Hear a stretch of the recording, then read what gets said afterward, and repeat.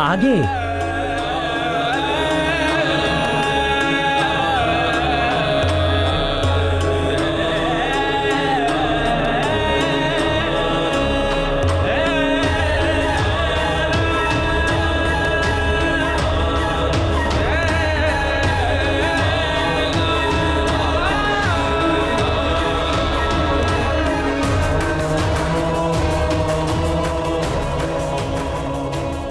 ये वैद्यराज जी तो देखे हुए से लग रहे हैं, किंतु समझ में नहीं आ रहा है कि कहाँ देखा है।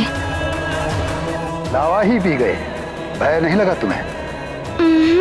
तुम्हारे प्राण भी जा सकते थे। अब औषधि पीनी पड़ेगी तुम्हें।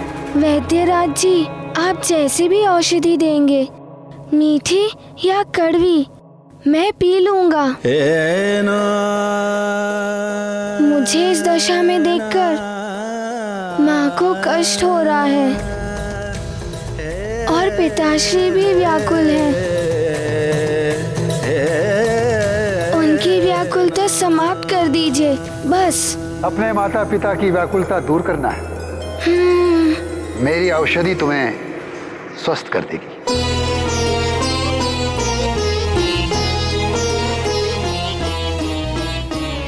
किंतु उसके पूर्व मुझे वचन दो कि सदैव अपने माता पिता की बात मानोगे।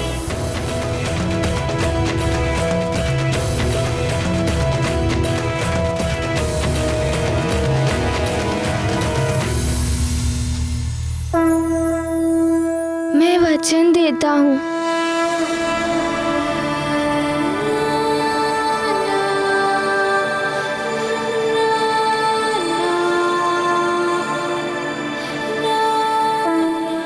लेट जाओ बालक। महाबली हनुमत की रुचिकर लीला राम भगत की। जय जय जय रघुनंदन राम, जय जय जय महाबली हनुमान। मूल ने हर लिया अंश का ताप, जटा के जल से करते उपचार। अद्भुत लीला शिव शक्ति की, हर लिया अंश का सब विकार। मात और पिता है भावुक, देख कर हनुमान आगटता ताप। हनुमान है अब ताप रहित, रहे निरोगी अंजन पुत्र का शरीर। ये गाथा महाबली हनुमत की, रुचिकर लीला राम भगत की। जय जय जय रघुनंदन राम, जय जय जय महाबली हनुमान।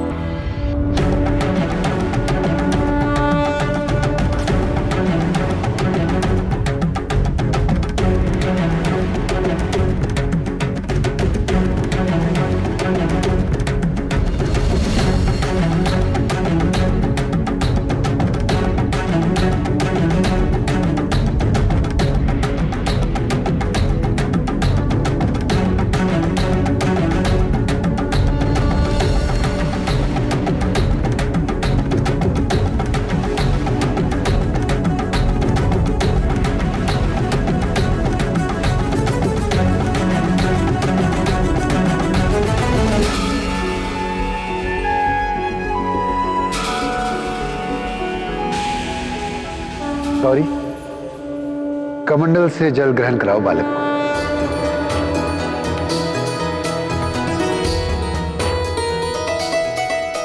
ग्रहण करो इसे।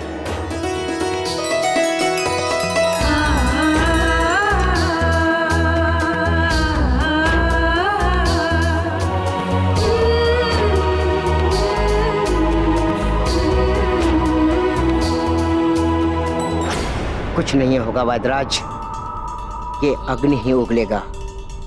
बल बला बल बल।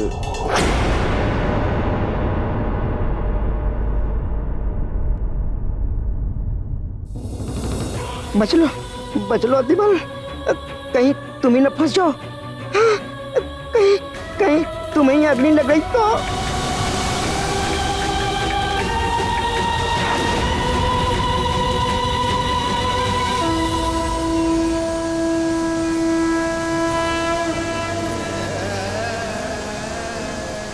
इस बार अग्नि नहीं निकली।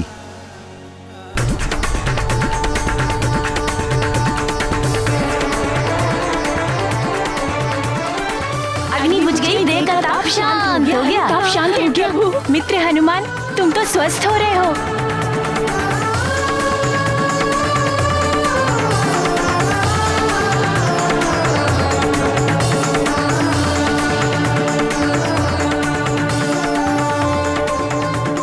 और पिलाइए ना ये मधुर जल, मैं शीघ्र ही स्वस्थ हो जाऊंगा। माँ की चिंता भी दूर हो जाएगी।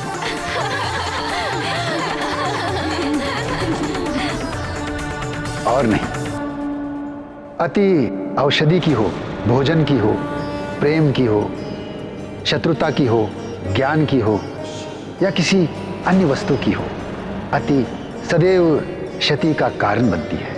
यदि एक घूंट में तुम स्वस्थ हो सकते हो, उससे अधिक जितनी भी औषधि तुम पी जाओगे वो व्यर्थ तो जाएगी और उससे तुम्हें हानि भी हो सकती है। इसलिए सदैव उचित मात्रा का ध्यान रखो। मैं समझ गया। मैंने भी अधिक मात्रा में लावा पी लिया था।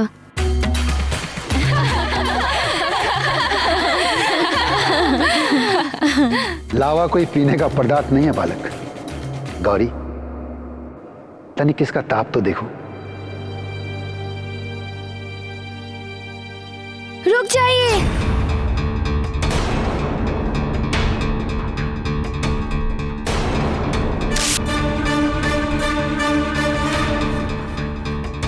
माँ ने भी मुझे छुआ था, उन्हें भी हाथ में ताप लग गया था। कहीं आपको भी? मुझे कुछ नहीं होगा बालक।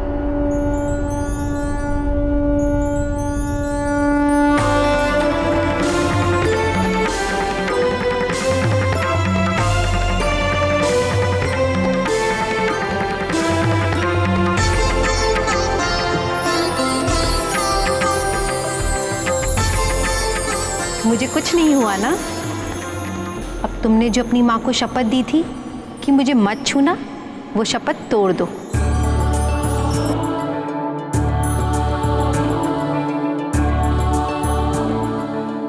अब आप अपने पुत्र को स्पर्श कर सकती हैं।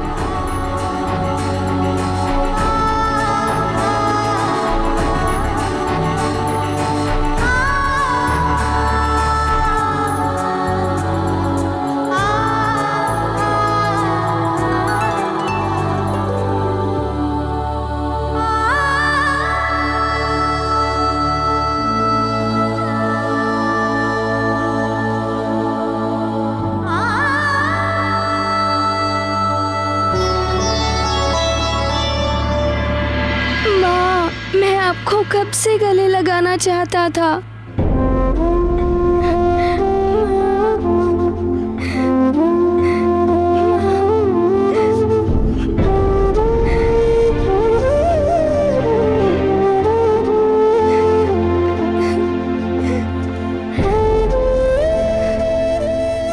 वैद्यराज जी,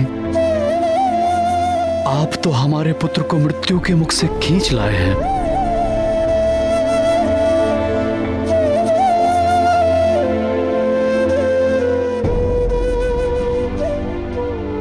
भगवान बनकर आए हैं आप हमारे लिए।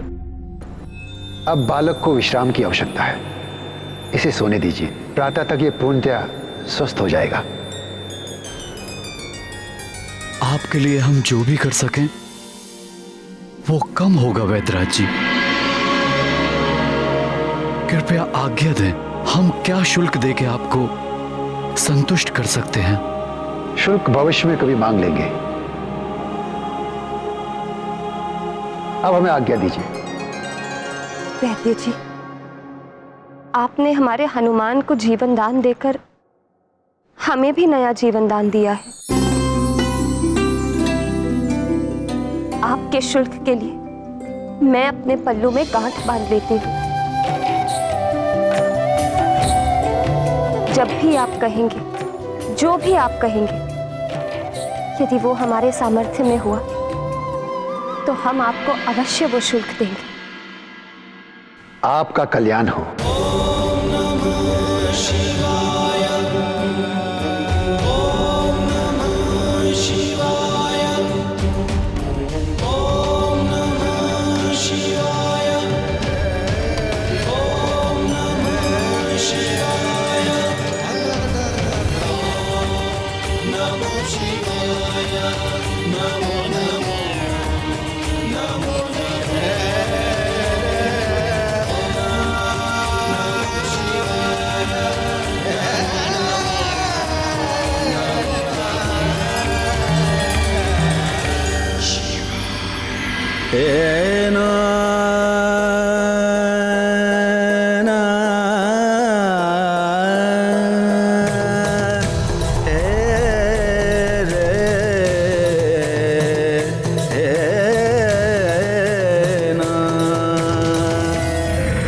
नारायण नारायण, क्या दृश्य था।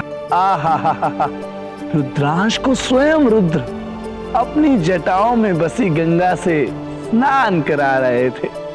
देवर्षि, पुण्य सलीला गंगा तो दैहिक, दैविक और भौतिक तीनों तापों का हरण करने वाली है। हनुमान का ताप तो समाप्त होना ही था ना।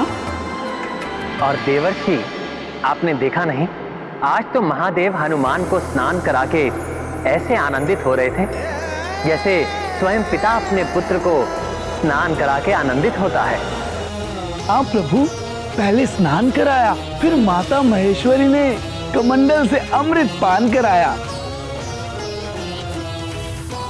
हनुमान, तुम्हारे जैसे भाग्य तो किसी के नहीं है। नारायण नारायण। माँ, वो दोनों मुझे देखे देखे से लग रहे थे और उन्होंने जो मुझे जल पिलाया वैसा तो मैंने आज तक नहीं पिया है। औषधि होगी पुत्र। माँ, वो शहद जैसा मीठा था,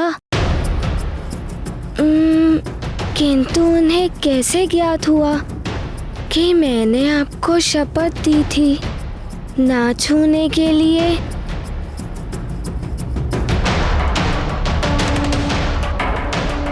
अब तुमने जो अपनी माँ को शपथ दी थी कि मुझे मत छूना, वो शपथ तोड़ दो। अब आप अपने पुत्र को स्पर्श कर सकती हैं।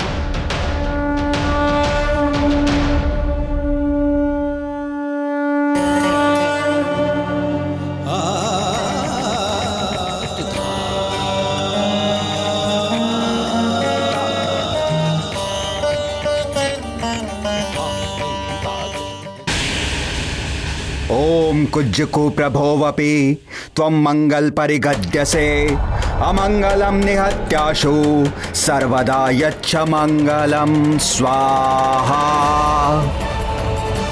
स्वाहा।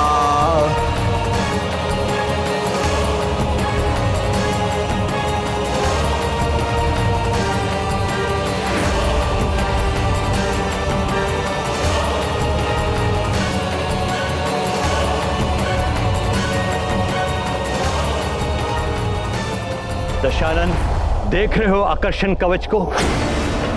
मेरे तपोबल ने प्रभाव दिखाना आरंभ कर दिया है। हाँ गुरुदेव, देख रहा हूं।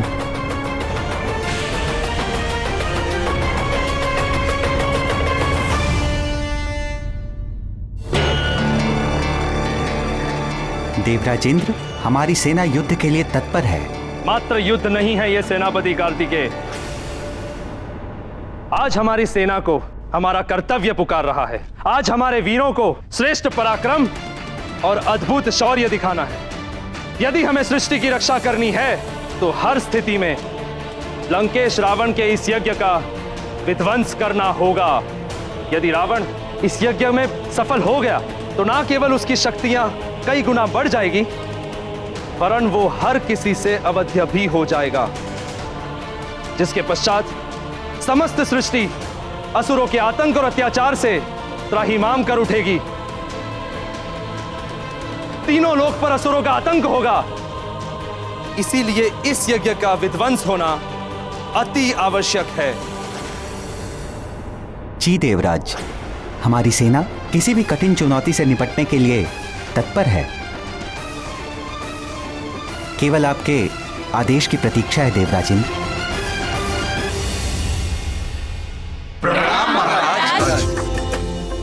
प्रजाजनों, आपको ये जान के प्रसन्नता होगी कि आपके युवराज हनुमान सकुशल हैं। उनका ताप अब पूर्णतः शांत हो चुका है।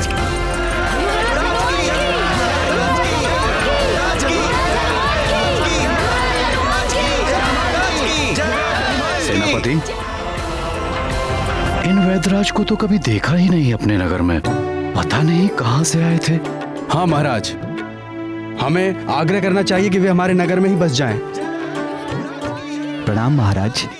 महाराज, मैं भी उनसे यही आग्रह करने के लिए बाहर गया था, किंतु वे कहीं दिखाई ही नहीं दिए। मुझे तो लगता है ईश्वर स्वयं आए थे मेरे पुत्र का उपचार करने। हे महादेव, हे कृपा निधान, आपको कोटि कोटि नमन।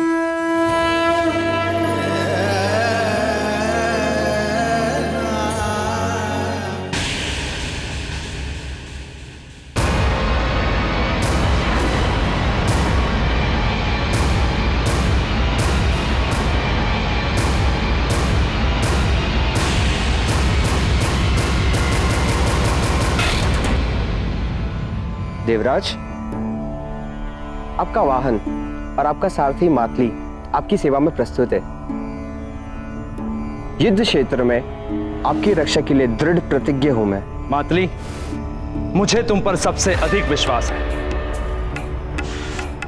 तुम एक श्रेष्ठ सारथी तो हो ही, मेरे हित चिंतक भी हो। धर्मनिष्ठा और विश्वसनीयता में भी तुम श्रेष्ठ हो।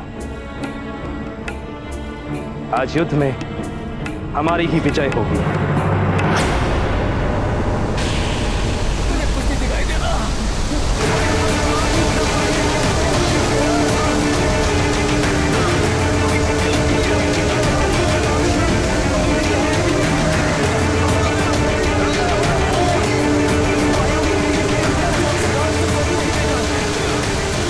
ये अकस्मात क्या हो रहा है? कुछ दिखाई भी नहीं दे रहा है। वायु भी बहुत तीव्र हो गई है। ये कैसा अलौकिक प्रकाश है? मुझे कुछ दिखाई भी नहीं दे रहा है। ब्रह्मदेव, अब मैं देखता हूँ नर और वानर मेरा क्या बिगाड़ लेते हैं। रुक जाओ देवराज इंद्र।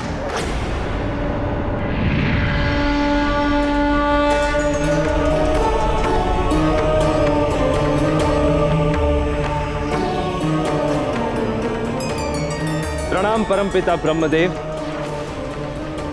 किंतु आप मुझे रावण का यज्ञ विध्वंस करने से क्यों रोक रहे हैं? देवराज, वो प्रयास करना ही व्यर्थ है जिसका असफल हो जाना निश्चित है। पराजय तो मिलेगी ही, हास्य के पात्र भी बनेंगे आप। रावण ने घोर तपस्या करके मुझसे वर मांगा था कि देवताओं से अवध्य रहेंगे, और मेरा वरदान कभी निष्फल नहीं होता। मात्र नर एवं वानर ही उनका वध कर सकते हैं। नर रूप में विष्णुदेव एवं वानर रूप में रुद्रांश का जन्म हो चुका है। मुझे तो यह सब ज्ञात है परमपिता, किंतु यदि रावण का यज्ञ सफल हो गया, उसका रक्षा कवच सिद्ध हो गया, तो वो नर और वानर के लिए भी अवध्य हो जाएगा। विधि के विधान को कोई नहीं बदल सकता। समय तो अपना कार्य करेगा ही। मेरा आपसे परामर्श ही नहीं, आदेश भी है कि आप रावण के हवन में विघ्न डालने का प्रयत्न भी ना करें।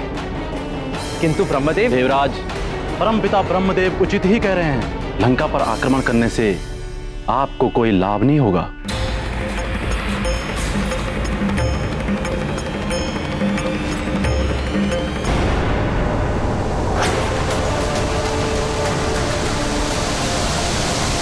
लंकेश, सिद्ध हो गया यह कवच।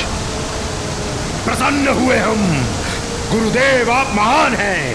प्रसन्न कर दिया आपने दशानन को।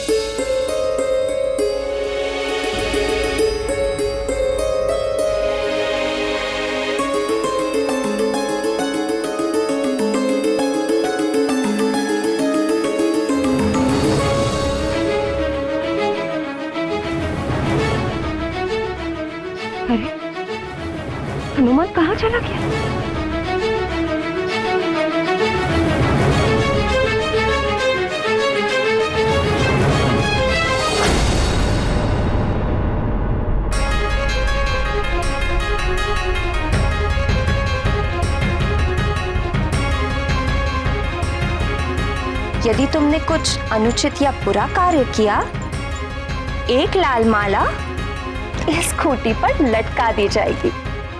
तो तुम समझ गए पुत्र कि तुम्हारा ज्वालामुखी को अप्राकृतिक रूप से रोकना अनुचित था।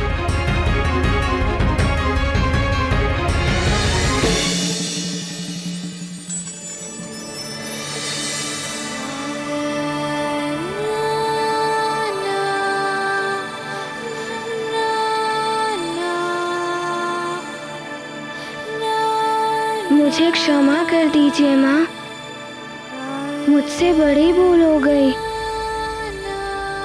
ये देखिए माँ, मैंने भूल स्वीकार करने वाली लाल माला खूंटी पर टांग दी है।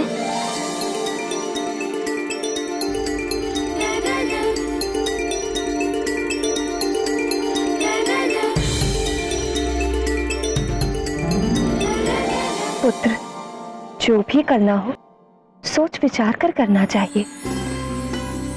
ज्वालामुखी का फूटना प्राकृतिक प्रक्रिया है। प्रकृति के कार्य में हस्तक्षेप करने से संकट उत्पन्न होते हैं, किंतु तुमने तो बिना विचार किए उसके प्रवाह को रोकने का प्रयास किया। वो मेरी भूल थी माँ।